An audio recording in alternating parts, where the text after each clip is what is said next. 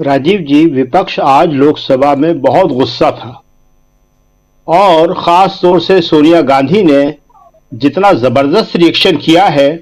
आपने देखा कि उसके बाद ही ममता बनर्जी ने आज इंडिया गठबंधन की तारीफ की है। आज जो सबसे बड़ी बात थी वो यही थी कि क्या महुआ मोहित्रा को या जिस पर आरोप लगे हैं या जिसके खिलाफ आप कार्रवाई कर रहे हो उसे जवाब देने का नेचुरल राइट नहीं है? क्या उसे कानूनी अधिकार नहीं है? और वो अधिकार आज डिनाई कर दिया गया। महुआ मोहित्रा को अपने ऊपर लगे आरोपों की जवाब देने नहीं दिया गया। दूसरा एक खास बात जो आ रही है बार बार कि जो आरोप लगाने वाले हैं क्या उनसे क्रॉस क्वेश्चन नहीं किया जाना चाहिए था? निशिकांत दुबे जी, ये भी बात उठाई गई संसद में, लोकसभा में, कि निशिकांत दुबे से क्रॉस क्वेश्चन क्यों नहीं करने दिया जा रहा है। तीसरी बात जो बहुत ही इंपॉर्टेंट थी वो ये थी कि एथिक्स कमेटी को क्या ये कहने का अधिकार है कि महुआ मोहित्रा को यह सजा दी जाए? मनीष तिवारी ने इस बात को बहुत अच्छी तरह उठाया और उन्होंने कहा कि एथिक्स कमेटी सिर्फ यह फैसला कर सकती थी कि महुआ मोहित्रा गिल्टी है या नहीं, लेकिन वो ये फैसला नहीं कर सकती कि उन्हें क्या सजा दी जाए या नहीं दी जाए। ये फैसला उसे हम पर छोड़ना था और हम आज के दिन जूरी बन के यहां बैठे हुए हैं। ये न्यायपालिका की जगह ले ली है इस सदन ने। और यहां पे जो सबसे खराब बात हुई है कि बीजेपी ने और दूसरी पार्टियों ने व्हिप जारी किए हैं। व्हिप जारी करने का मतलब होता है कि आप जूरी से ये कह रहे हैं कि तुम्हें ये निर्णय लेना है, जबकि आज का फैसला सदस्यों के विवेक पे छोड़ा जाना चाहिए था कि वो क्या फैसला लेते हैं। और बार बार आसन की तरफ से उन्हें रोका गया, टोका गया, ये भी कहा गया कि ये कोर्ट नहीं है, लेकिन मनीष तिवारी ने कहा नहीं, आज ये कोर्ट की हैसियत से ही काम कर रहा है ये। और इसलिए यहां पे हमारी जो हैसियत है वो एक जूरी की हैसियत है और आज हमें एक अपने साथी के बारे में फैसला करना है, लेकिन अफसोस कि उसको सही तरीके से नहीं करने दिया जा रहा।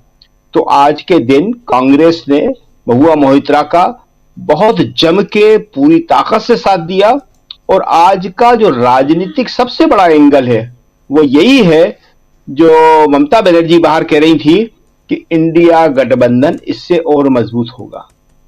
यही बात हम बहुत पहले से कह रहे हैं।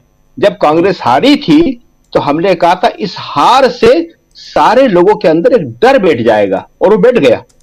सब घबरा जाएंगे कि अगर कांग्रेस का यह हाल किया जा सकता है, 40% वोट लाके भी, बीजेपी से 10 लाख ज्यादा वोट लाके भी, इतना अच्छा चुनाव लड़के भी, तो फिर बाकी दलों का क्या होगा। और आज सबने देख लिया कि महुआ मोहित्रा को किस तरह से निकाला गया।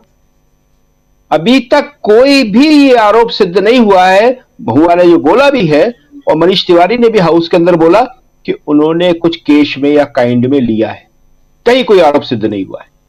लेकिन उसके बावजूद भी उनके पक्ष को बिना सुने, जो कि नेचुरल जस्टिस का एक बहुत बड़ा मामला है, उन्हें सदन से निकाल दिया गया और सोनिया गांधी और कांग्रेस के बाकी लोग, पूरा विपक्ष उनके साथ बाहर निकल के आए। सोनिया गांधी उनके साथ चली और ये एक बहुत बड़ा मैसेज जा रहा है कि विपक्ष अब एक होने जा रहा है। और एक वो इसीलिए होने जा रहा है कि उसे अब मालूम पड़ गया है, आज अभी ममता बनर्जी की बहुत सारे पार्टियों से बात हुई है कि अलग अलग अगर लड़ोगे, केजरीवाल पे गिरफ्तारी का खतरा लगातार मंडरा रहा है। सबको मालूम है कि किसी भी दिन वो गिरफ्तार हो सकते हैं। उनके कितने नेता गिरफ्तार हो गए हैं, संजय सिंह, मनीष सिसोदिया, सब अंदर है, किसी को बेल नहीं मिल रही है। इसी तरह दूसरे सभी पार्टियों पे बड़े बड़े खतरे। और आपने जो जिक्र किया था राहुल का, राहुल को तो निकाल ही दिया गया था, वो तो सुप्रीम कोर्ट से वापस आ गए हैं। तो आज के दिन ये जो है विपक्षी एकता के लिए एक बड़ा कदम होगा। और महुआ मोहित्रा बहुत बड़ी फाइटर हैं, वो तो लड़ेंगी ही।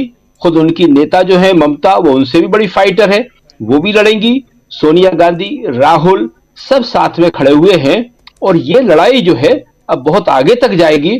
और इसलिए जाएगी कि सबको मालूम है कि अगर अलग अलग रहे तो फिर कोई भी बचने वाला नहीं है, और साथ आए तो एक बड़ी ताकत बन जाएंगे और फिर मोदी का मुकाबला वो कर सकेंगे। जी जी, मनीष ने बोला कि मैं आज पहली बार संसद के अंदर बिना कोई रेफरेंस लिए बोलने को खड़ा हुआ हूं। अदालतों में तो मैंने करी है बहस बहुत जल्दी में, वहां तो कई बार होता है, लेकिन मैं लोकसभा में मुझे कभी भी इस तरह से बहस नहीं करना पड़ी कि मेरे पास कोई रेफरेंस नहीं है। और अधीर रंजन चौधरी ने क्या कहा? उन्होंने कहा कि कोई आसमान नहीं गिर जाएगा लोकसभा अध्यक्ष जी, 2-3 दिन का टाइम दे दीजिए, हमें पढ़ लेने दीजिए इसमें क्या लिखा हुआ है। हमारी एक मेंबर के भविष्य का सवाल है, लोकतांत्रिक प्रक्रिया का सवाल है, इस सदन की गरिमा का और इस सदन की जो न्याय की भावना है उसका सवाल है। लेकिन नहीं, उसी वक्त फैसला कर दिया गया। और उसमें जो सबसे इंपॉर्टेंट बात है वो ये है कि महुआ मोइत्रा को, जिनके ऊपर आरोप है, उनको जवाब देने का अधिकार नहीं दिया गया। तो ये सारी चीजें आज विपक्ष के अंदर बात हो रही है, सबके अंदर, कि अगर महुआ मोइत्रा जैसी फाइटर के खिलाफ ये हो सकता है, ममता बनर्जी की मेंबर के खिलाफ ये हो सकता है, तो फिर बचेगा कौन? अभी आम आदमी पार्टी के लोगों को तो निकाल ही दिया था, संजय सिंह को निकाल दिया था, राघव चड्ढा को निकाल दिया था, अभी राघव चड्ढा को वापस ले लिया है राज्यसभा में। तो ऐसे में अगर कोई भी बोलेगा, या तो आप चुप रहिए, वहां पे आप बोलिए नहीं, और बोलेंगे तो ये होगा आपके साथ। तो अब जो है राजनीति बहुत ही अहम मोड़ पे जा रही है, और इस मोड़ के ऊपर ये सारा फैसला विपक्ष को ही करना है कि वो कितनी मजबूती के साथ खड़े होते हैं।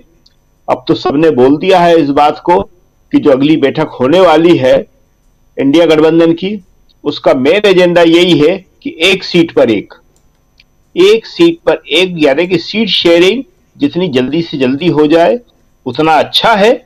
और उसके बाद इंडिया गठबंधन इतना मजबूत हो जाएगा कि वो मोदी जी को एक बहुत अच्छी टक्कर जो है अगले साल लोकसभा के चुनाव में दे सकेगा। अब जहां तक मुख्यमंत्री चुनने का सवाल है, तो अभी तक तो ऑब्जर्वर ही आज बनाए गए हैं। नहीं तो होता यह है कि जैसे ही रिजल्ट आता है उसके अगले दिन या उसी दिन ऑब्जर्वर की घोषणा हो जाती है। लेकिन अब ऑब्जर्वर बनाए गए हैं, वो जाएंगे, वहां बात करेंगे। इसमें जो सबसे बड़ा सवाल है वो ये है कि जो वहां के मजबूत नेता हैं तीनों राज्यों के, उन मजबूत नेताओं को शायद मोदी जी और अमित शाह मुख्यमंत्री बनाना नहीं चाहते, और इसीलिए प्रक्रिया इतनी लंबी हो रही है। और ये देखना सबसे ज्यादा दिलचस्प होगा, बड़ा मजेदार होगा कि ये जो 3 नेता हैं या 4 नेता हैं, अगर उन्हें मुख्यमंत्री नहीं बनाया तो वो किस तरह से रिएक्ट करते हैं।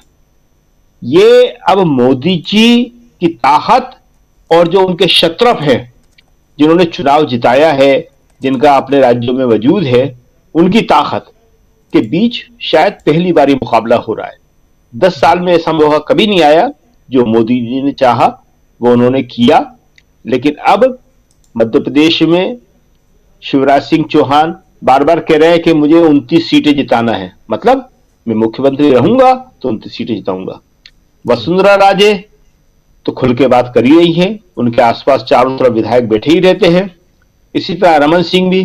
तो ये मोदी जी के लिए एक बड़ा मुश्किल मौका है, मुश्किल मोड़ है ये, कि जहां उन्हें ये देखना पड़ेगा कि या तो इन तीनों को बना दें, और तीनों को बनाने का मतलब है कि मोदी जी का कमजोर होना।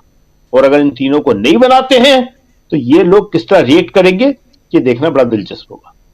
जी बिल्कुल, रिएक्शन तब होगा जब तीनों को नहीं बनाएंगे, और ये देखना दिलचस्प होगा। लेकिन उससे पहले अगर तीनों को बना देते हैं तब